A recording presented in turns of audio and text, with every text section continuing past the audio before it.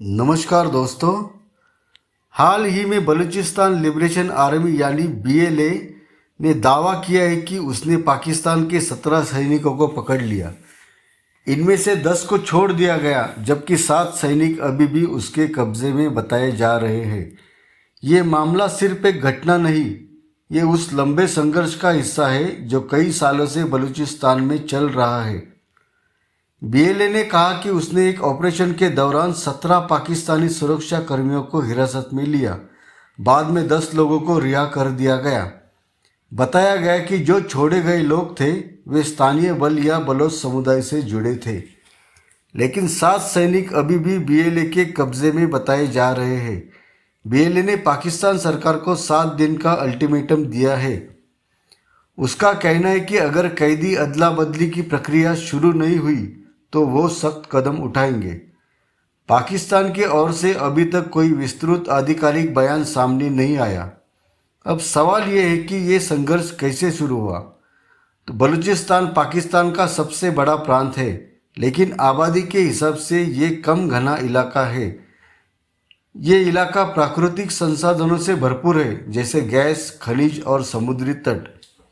कई बलोच संगठनों का आरोप है कि उनके संसाधनों का फायदा उन्हें ही नहीं मिलता।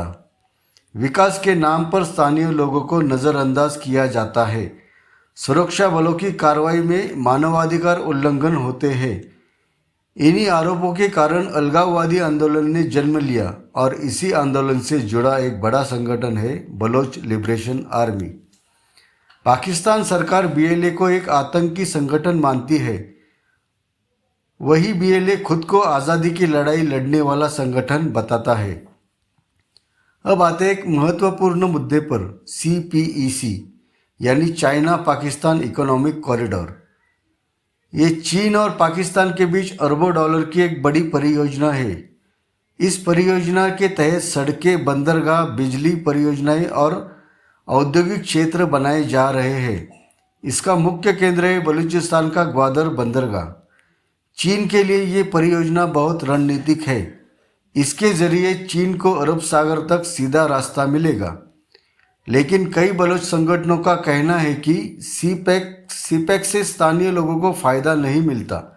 जमीन अधिग्रहण में पारदर्शिता नहीं, सुरक्षा के नाम पर स्थानीय लोगों पर दबाव बढ़ जाता है। इसी वजह से बीएलए ने कई बार सीपीईसी परियोजनाओं और चीनी नागरिकों को निशाना बनाया है।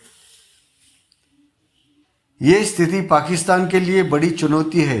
एक तरफ अलगाववादी आंदोलन, दूसरी तरफ सीपीईसी जैसी अंतर्राष्ट्रीय परियोजना, तीसरी तरफ चीन का दबाव की सुरक्षा सुनिश्चित करो।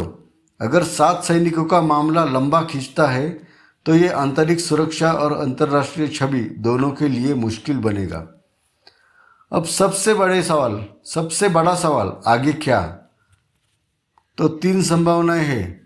कैदी अदला बदली हो जाए, नहीं तो सैन्य कार्रवाई तेज हो जाए और अंतर्राष्ट्रीय दबाव डाला जाए बीएलए पे। अगर बातचीत होती है तो तनाव कम हो सकता है, लेकिन अगर सख्ती बढ़ती है तो हिंसा और बढ़ सकती है।